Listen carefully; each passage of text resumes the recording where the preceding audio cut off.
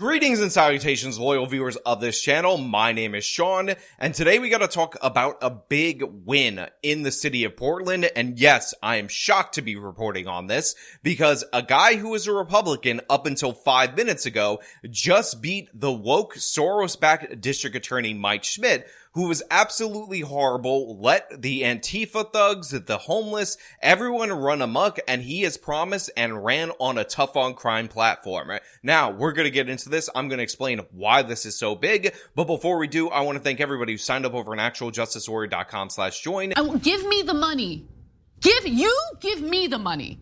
Okay? And remind you that this show is available in podcasting form. Link to that in the description of this video. It appears a new face will lead prosecution of criminals in Multnomah County starting next year, as current District Attorney Mike Schmidt concedes the race. So honestly, on this channel, we don't talk about Portland enough, but Portland is essentially one of the most progressive cities, if not the most progressive cities in the entire country. In terms of a horrible, terrible laws, horrible, terrible politicians, they are that to the tens, and they even have problems fundamentally with their government structure in that the mayor of Portland is automatically the police commissioner, and considering Ted Wheeler was the mayor and he's a woke, pro-Antifa, never do anything on law enforcement at any point in time, this has led to disastrous results. And that's usually where the focus of my coverage has been related to Portland, or we'll talk about particular crimes and all that, but we don't actually talk about the district attorney for this particular area, and this is because all the other problems related to the police tend to take center stage and related to the mayor's office. In fact, I remember, as bad as Ted Wheeler was, that I actually had to root for him in an election because he was running in the primary, and this is one of those areas where the person who wins the Democratic primary ends up winning the election, against an actual Antifa woman who thought that he was too much of a fascist. The guy who allowed Antifa rioters to go unchallenged for 100 days, attack a federal courthouse, all the crazy stuff that we saw in Portland in 2020, a guy who cut the funding of the police, defanged the police, depowered them, lets the homeless people do anything, lets open air drug markets run rampant, was the moderate in comparison to the progressiver challenger against him in that election. But Mike Schmidt is somebody who should get a lot of attention because he's been absolutely horrible in the city of Portland, in this county, and for the state of Oregon overall. And honestly, he's been so bad that we've actually seen a trend of reversals of bad progressive laws in Oregon, and this is just a continuation of said trend. First and foremost, Oregon basically legalized possession of almost all drugs. Well, that was done through a ballot initiative, but just a couple of years later, the governor signed legislation to recriminalize drugs in order to try to force people into rehabilitation facilities after a dramatic spike in overdoses, and even the progressives in the city of Portland, to a clip of about 70%, support this recriminalization. Now, Schmidt conceded to Vasquez in a statement that was released about an hour ago, so although the result is not official yet, Multnomah County will have a new district attorney come January. There are still votes to count, but it appears senior Deputy DA Nathan Vasquez is on his way to victory, leading Mike Schmidt with 55% of the vote to Schmidt's 45%. So why the big upset, you might be asking? Why a nearly 10-point victory from a guy, Vasquez, who is a Republican up until 8 minutes ago in the Democratic primary in one of the most progressive cities, one of the most progressive counties in the United States of America? In fact, this particular county hasn't backed a Republican presidential candidate since 1960. That's how locked in with the Democrats they are, but they just put up Vasquez, who again was a Republican up until 4 minutes ago, and it wasn't even close. He blew him out of the water. Well, since this guy has taken office, prosecutions have dropped dramatically. They used to do in this district attorney's office about 12,000 cases a year, and that ended up getting reduced to 6,000 cases.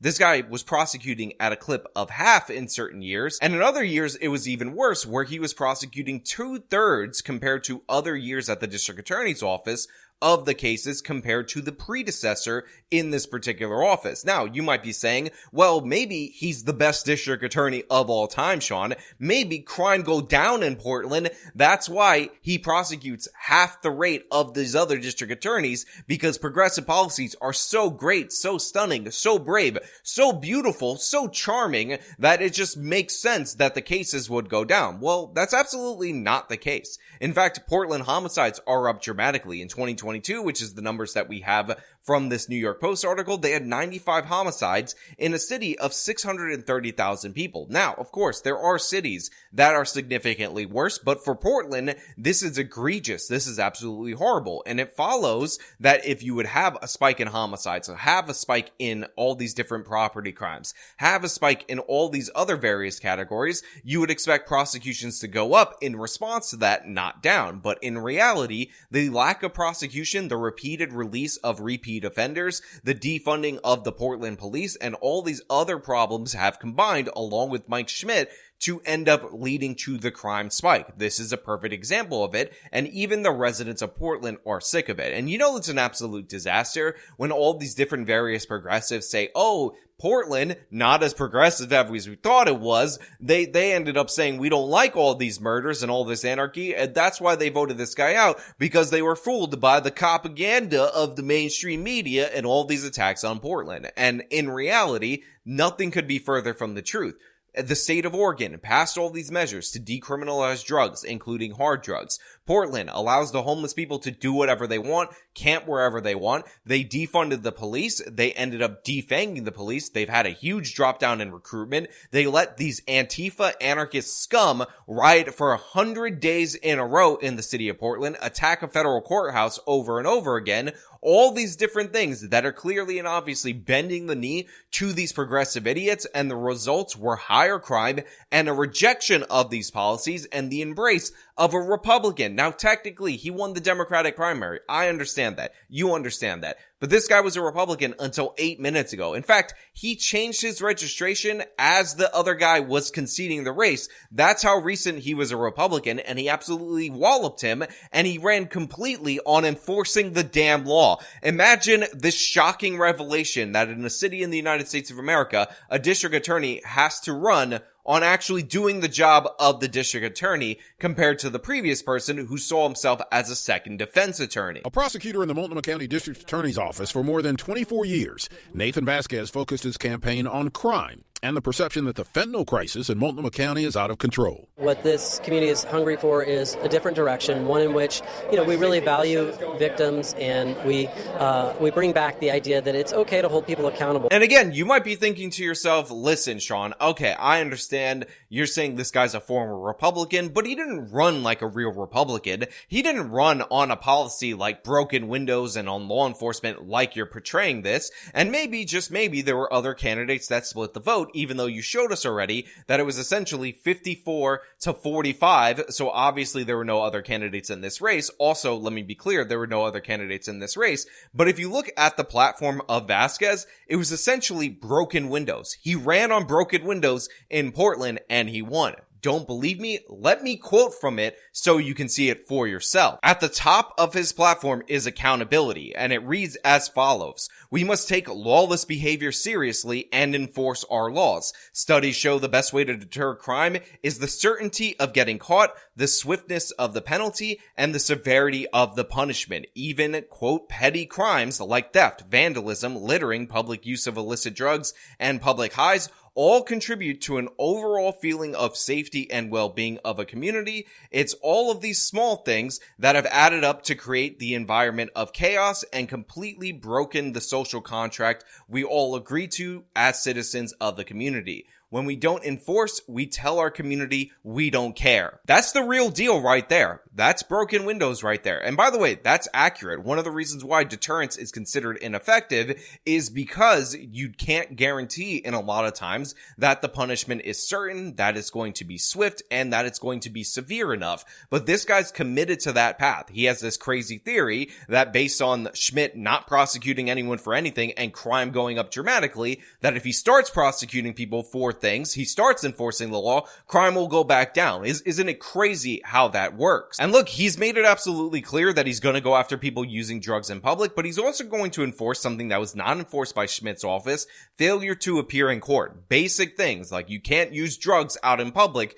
destroy a community, and when you get arrested, you actually have to go to court. Basic, simple, crazy how it works when you actually enforce those things, but those were all things that were being ignored by Schmidt. In fact, we talked about this pattern of the left where they'll say, oh, bail isn't meant to be a punishment. It's not meant to be about risk assessment. It's meant to stop people from fleeing and make sure they show up to court, so it should only be used in those circumstances. Yet in every single one of their criminal justice reform packages, every single one of these district attorneys don't enforce appearances in court. They let that go. Well, guess what? Vasquez has had enough of that, and he's going to go after it. Elected with 76% of the vote in 2020, Schmidt came into the office during the pandemic and in the wake of the social justice demonstrations.